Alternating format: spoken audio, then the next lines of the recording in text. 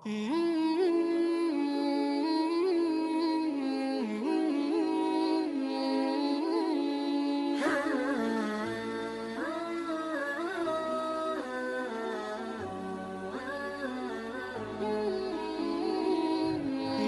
دن سورج نکلنے سے پہلے ستاروں کی روپوشی، صبح صادق کی سفیدی، شفق کی سرخی سورج نکلنے کی خوشخبری دینے لگی، اسی طرح جب آفتاب رسالت کے طلوع کا زمانہ قریب آ گیا تو اطراف عالم میں بہت سے ایسے عجیب واقعات اور خوراک کے عادات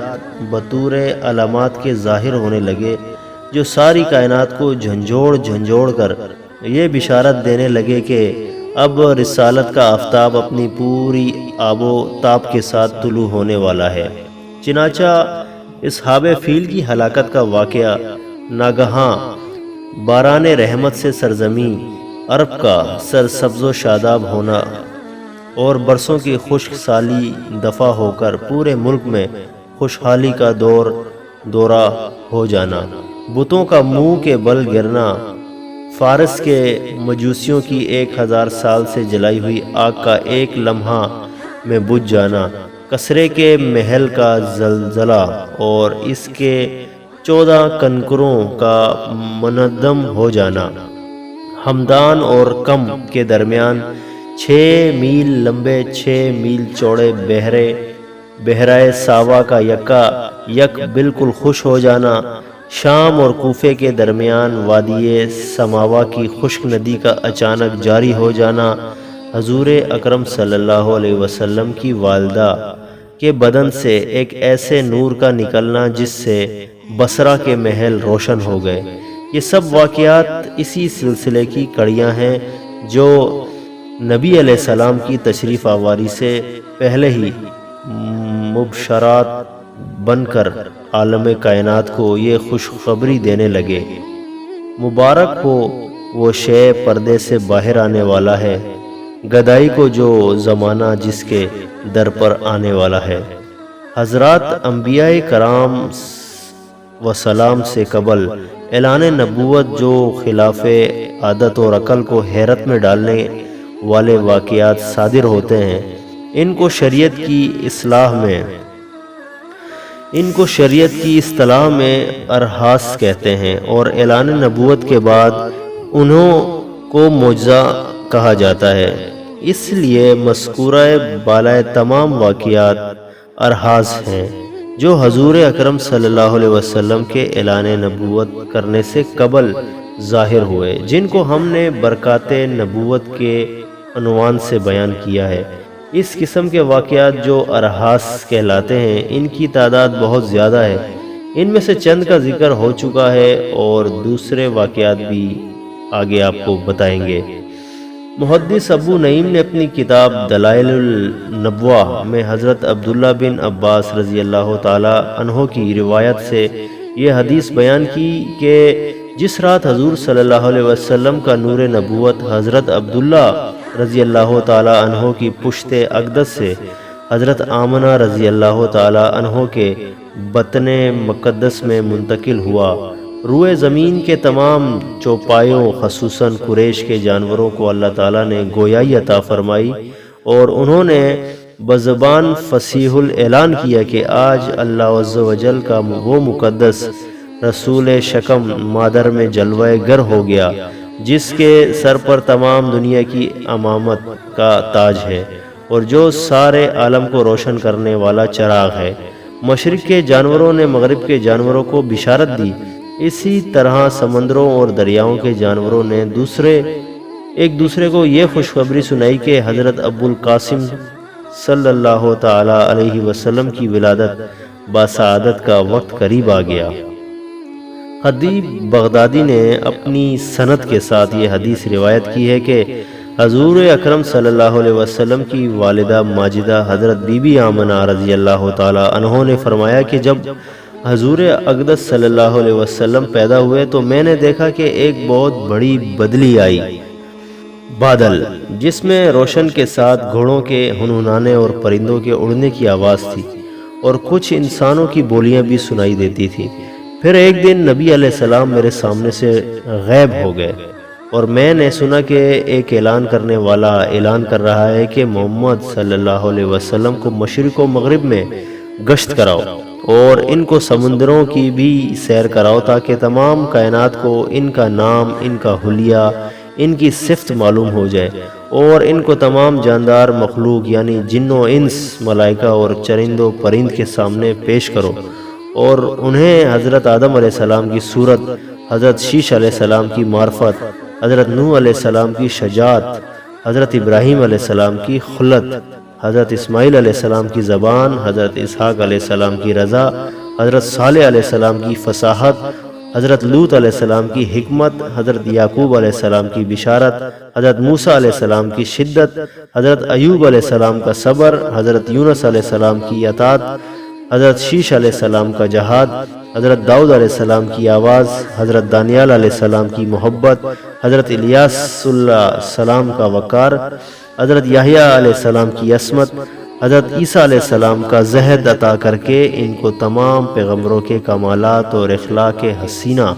سے مزید کر دو۔ ان کے بعد وہ بادل چھٹ گیا۔ پھر میں نے دیکھا کہ آپ ریشم کے سبز کپڑے میں لپٹے ہوئے ہیں اور اس کپڑے سے پانی ٹپک رہا ہے، اور کوئی منادی اعلان کر رہا ہے کہ واہ واہ، کیا خوب، محمد صلی اللہ علیہ وسلم کو تمام دنیا پر قبضہ دے دیا گیا اور کائنات عالم کی کوئی چیز باقی نہ رہی جو ان کے قبضہ اقتدار اور غلبہ اطاعت میں نہ ہو۔ اب میں نے چہرہ انور کو دیکھا تو 14ویں کے چاند کی طرح چمک رہا تھا اور بدن سے پاکیزہ مشک کی خوشبو آ رہی تھی۔ پھر 3 شخص نظر آئے، ایک کے ہاتھ میں چاندی کا لوٹا، دوسرے کے ہاتھ میں سبز و زمرد کا تشت، تیسرے کے ہاتھ میں ایک چمکدار انگوٹھی تھی۔ انگوٹھی کو 7 مرتبہ دھو کر اس نے حضور اکرم صلی اللہ علیہ وسلم کے دونوں شانوں کے درمیان مہر نبوت لگا دی۔ پھر حضور صلی اللہ علیہ وسلم کو ریشمی کپڑے میں لپیٹ کر اٹھایا اور ایک لمحے کے بعد مجھے سپرد کر دیا۔ حضور اقدس صلی اللہ علیہ وسلم کی تاریخ پیدائش میں اختلاف ہے، مگر قول مشہور یہی ہے کہ واقعہ اصحاب فیل سے بچپن کے دن 12 ربیع اول مطابق 20 اپریل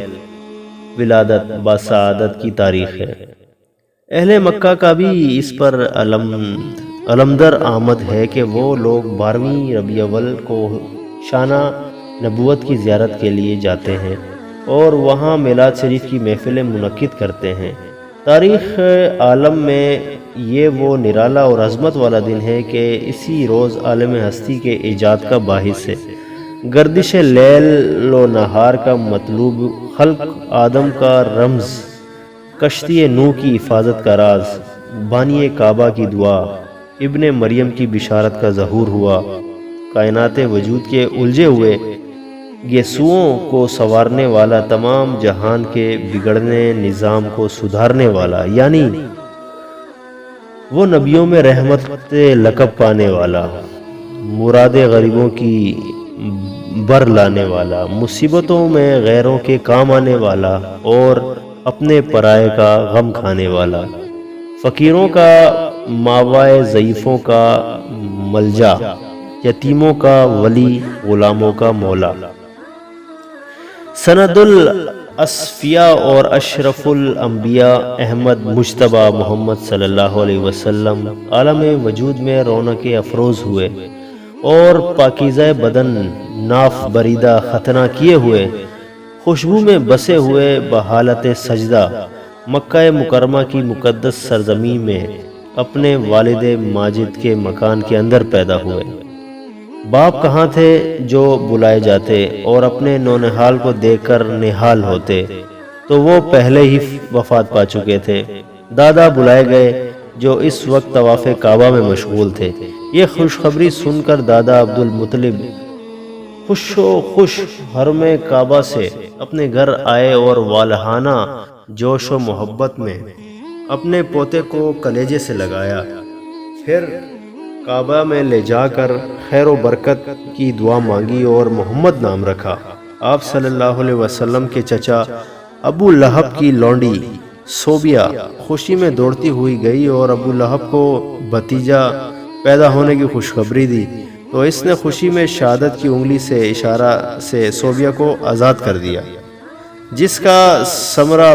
ابو لہب کو یہ ملا کہ اس کی موت کے بعد اس کے گھر والوں نے اس کو خواب میں دیکھا اور حال پوچھا، تو اس نے اپنی انگلی اٹھا کر یہ کہا کہ تم لوگوں سے جدا ہونے کے بعد مجھے کچھ کھانے پینے کو نہیں ملا۔ بہز اس کے صوبیہ کو آزاد کرنے کے سبب اس انگلی کے ذریعے کچھ پانی پلا دیا جاتا ہوں۔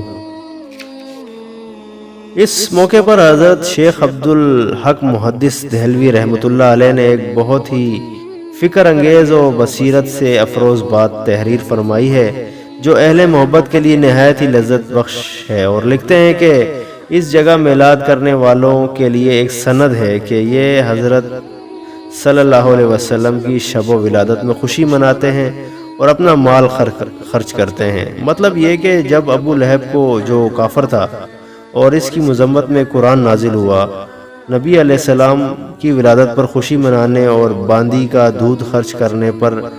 جزا دی گئی، تو اس مسلمان کا کیا حال ہوگا جو نبی علیہ السلام کی محبت میں سرشار ہو کر خوشی مناتا ہے اور اپنا مال خرچ کرتا ہے۔ جس مقدس مکان میں نبی علیہ السلام کی ولادت ہوئی، تاریخ اسلام میں اس مقام کا نام مولد النبی صلی اللہ علیہ وسلم، نبی کی پیدائش کی جگہ ہے۔ یہ بہت ہی متبرک مقام ہے۔ سلاطین اسلام نے اس مبارک یادگار پر بہت ہی شاندار عمارت بنائی تھی، جہاں اہل حرمین شرفین اور تمام دنیا سے آنے والے مسلمان دن رات محفل میلاد شریف منعقد کرتے اور صلاۃ و سلام پڑھتے رہتے۔ چنانچہ حضرت شاہ ولی اللہ صاحب محدث دہلوی رحمۃ اللہ علیہ نے اپنی کتاب فیض الحرمین میں تحریر فرمایا ہے کہ میں ایک مرتبہ اس محفل میلاد شریف میں حاضر ہوا، جو مکہ مکرمہ میں 12ویں ربیع الاول کو مولد النبی صلی اللہ علیہ وسلم میں منعقد ہوئی تھی۔ جس وقت ولادت کا ذکر پڑھا جا رہا تھا تو میں نے دیکھا کہ یک بارگی اس مجلس سے کچھ انوار بلند ہوئے۔ میں نے ان انوار پر غور کیا تو معلوم ہوا کہ وہ رحمت الہی اور ان فرشتوں کے انوار تھے جو ایسی محفلوں میں حاضر ہوا کرتے ہیں۔ جب حجاز پر نجدی حکومت کا تسلط ہوا تو مقام میں برجن المعلا و جنت البقیع کے گنبدوں کے ساتھ ساتھ نجدی حکومت نے اس مقدس یادگار کو بھی توڑ پھوڑ کر مسمار کر دیا، اور برسوں یہ مبارک و مقام ویران پڑا رہا۔ مگر میں نے جون میں اس مرکز میں خیر و برکت کی زیارت کے لیے جب میں حاضر ہوا تو میں نے اس جگہ ایک چھوٹی سی بلڈنگ دیکھی جو مقفل تھی۔ بعض عربوں نے بتایا کہ اس بلڈنگ میں ایک مختصر سی لائبریری اور ایک چھوٹا سا مکتب ہے۔ اب اس جگہ نہ میلاد شریف ہو سکتا ہے، نہ صلاۃ و سلام پڑھنے کی اجازت ہے۔ میں نے اپنے ساتھیوں کے ساتھ بلڈنگ سے کچھ دور کھڑے ہو کر چپکے صلاۃ و سلام پڑھا، اور مجھ پر ایک ایسی رکعت طاری ہوئی کہ میں کچھ دیر تک روتا رہا۔ سب سے پہلے حضور اکرم صلی اللہ علیہ وسلم نے ابو لہب کی لونڈی حضرت صوبیہ کا دودھ نوش فرمایا، پھر اپنی والد ماجدہ حضرت آمنہ رضی اللہ تعالی عنہ کے دودھ سے سیراب ہوتے رہے، پھر حضرت حلیمہ سعدیہ رضی اللہ تعالی آپ کو اپنے ساتھ لے گئیں اور اپنے قبیلے میں رکھ کر آپ کو دودھ پلاتی رہیں، اور انہی کے پاس آپ صلی اللہ علیہ وسلم کے دودھ پینے کا زمانہ گزرا۔ شرفائے عرب کی عادت تھی کہ وہ اپنے بچوں کو دودھ پلانے کے لیے گرد و نواح دیہاتوں میں بھیج دیتے۔ دیہات کے صاف ستھری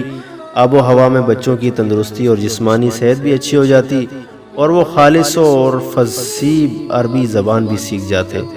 کیونکہ شہر کی زبان باہر کے آدمیوں کے میل جول سے خالص اور فصیح و بلیغ زبان نہیں رہا کرتی۔ حضرت حلیمہ رضی اللہ تعالی عنہ کا بیان ہے کہ میں نے بنی سعد کی عورتوں کے ہمراہ دودھ پینے والے بچوں کی تلاش میں مکہ کو چلی۔ اس سال عرب میں بہت سخت کال پڑا ہوا تھا۔ میری گود میں ایک بچہ تھا، مگر فکر و فاقے کی وجہ سے میری چھاتیوں میں اتنا دودھ نہ تھا جو اس کو کافی ہو سکے۔ رات بھر وہ بچہ بھوک سے تڑپتا اور روتا بلبلاتا رہتا، اور ہم اس کی دلجوئی اور دلداری کے لیے تمام رات بیٹھ کر گزار دیتے۔ ایک اونٹنی بھی ہمارے پاس تھی، مگر اس کے بھی دودھ نہ تھے۔ مکہ مکرمہ کے سفر میں جس خچر پر میں سوار تھی، وہ بھی اس قدر لاغر تھا کہ قافلے والوں کے ساتھ نہ چل سکا۔ میرے ہمراہ ہی بھی اتنے تنگ آ چکے تھے کہ بڑی بڑی مشکلوں سے یہ سفر طے ہوا۔ جب یہ قافلہ مکہ مکرمہ پہنچا، جو عورت رسول اکرم صلی اللہ علیہ وسلم کو دیکھتی اور یہ سنتی کہ یہ یتیم ہے، تو کوئی عورت آپ کو لینے کے لیے تیار نہیں ہوتی، کیونکہ بچے کے یتیم ہونے کے سبب سے زیادہ انعام و اکرام ملنے کی امید ہی نہ تھی۔ ادھر حلیمہ سعدیہ کی قسمت کا ستارہ ثریا سے زیادہ بلند اور چاند سے زیادہ روشن تھا۔ ان کے دودھ کی کمی ان کے لیے رحمت کی زیادتی کا باعث بن گئی، کیونکہ دودھ کم دیکھ کر کسی نے ان کو اپنا بچہ دینا گوارا نہ کیا۔ حضرت حلیمہ سعدیہ رضی اللہ تعالیٰ نے اپنے شوہر حارث بن عبدالعزیٰ سے کہا کہ یہ تو اچھا نہیں معلوم ہوتا ہے کہ میں خالی ہاتھ واپس جاؤں، اس سے تو بہتر یہی ہے کہ میں اس یتیم کو ہی لے چلوں۔ شوہر نے اس کو منظور کر لیا اور حلیمہ سعدیہ اس در یتیم کو لے کر آئیں، جس سے صرف حضرت حلیمہ اور حضرت آمنہ رضی اللہ تعالیٰ عنہ ہی کے گھر میں نہیں بلکہ کائنات عالم کے مشرق و مغرب میں اجالا ہونے والا تھا۔ یہ خداوند قدوس کا فضل عظیم ہی تھا کہ حضرت حلیمہ رضی اللہ تعالیٰ عنہ کی سوئی ہوئی قسمت بیدار ہو گئی اور سرور کائنات نبی علیہ السلام ان کی آغوش میں آ گئے۔ اپنے خیمے میں لا کر جب دودھ پلانے بیٹھی تو باران رحمت کی طرح برکات نبوت کا ظہور شروع ہو گیا۔ خدا کی شان دیکھیے کہ حضرت حلیمہ رضی اللہ تعالیٰ عنہ کے مبارک پستان میں اس قدر دودھ اترا کہ رحمت عالم صلی اللہ علیہ وسلم نے بھی اور ان کے رضائی بھائی نے بھی خوب شکم سیر ہو کر دودھ پیا اور دونوں آرام سے سو گئے۔ ادھر اونٹنی کو دیکھا تو اس کے تھن دودھ سے بھر گئے۔ حضرت حلیمہ رضی اللہ تعالیٰ عنہ نے شوہر نے اس کا دودھ دھویا اور میاں بیوی نے دونوں نے خوب سیر ہو کر اونٹنی کا دودھ پیا اور دونوں شکم سیر ہو کر رات بھر سکھ اور چین کی نیند سوئے۔ حضرت حلیمہ رضی اللہ تعالیٰ عنہ کا شوہر حضور رحمت عالم صلی اللہ علیہ وسلم کی یہ برکتیں دیکھ کر حیران رہ گیا اور کہنے لگا کہ حلیمہ تم بڑا ہی مبارک بچہ لائی ہو۔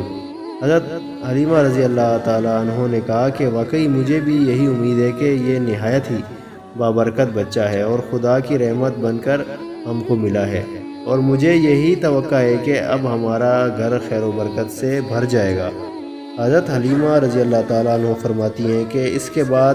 ہم رحمت عالم صلی اللہ علیہ وسلم کو اپنی گود میں لے کر مکہ مکرمہ سے اپنے گاؤں کی طرف روانہ ہوئے تو میرا وہی خچر اب اس قدر تیز چلنے لگا کہ کسی کی سواری اس کے گرد کو نہیں پہنچ سکتی تھی۔ قافلے کی عورتیں حیران ہو کر مجھ سے کہنے لگی، اے حلیمہ یہ وہی خچر ہے جس پر تم سوار ہو کر آئی تھی، یا کوئی دوسرا تیز رفتار خچر تم نے خرید لیا ہے؟ الغرض ہم نے اپنے گھر پہنچتے وہاں سخت قحط پڑا ہوا تھا۔ تمام جانور کے تھن میں خشک دودھ آ چکے تھے، تقریباً دودھ خشک ہو چکے تھے، لیکن میرے گھر میں قدم رکھتے ہی میری بکریوں کے تھن دودھ سے بھر گئے۔ اب روزانہ میری بکریاں جب چراگاہ سے گھر واپس آتی تو ان کا تھن دودھ سے بھرے ہوئے ہوتے، حالانکہ پوری بستی میں اور کسی اور کو اپنے جانوروں کا ایک قطرہ دودھ نہیں ملتا تھا۔ میرے قبیلے والوں نے اپنے چرواہوں سے کہا کہ تم لوگ بھی اپنے جانوروں کو اسی جگہ چراؤ جہاں حلیمہ کے جانور چرتے ہیں۔ چنانچہ سب لوگ اسی چرگاہ میں اپنی مویشی چرانے لگے جہاں میری بکریاں چرتی تھیں، مگر یہاں تو چراگاہ اور جنگل کا کوئی عمل دخل ہی نہ تھا۔ یہ تو نبی علیہ السلام کے برکات نبوت کا فیض تھا جس کو میں نے اور میرے شوہر کے سوا میری قوم کا کوئی شخص نہیں سمجھ سکتا تھا۔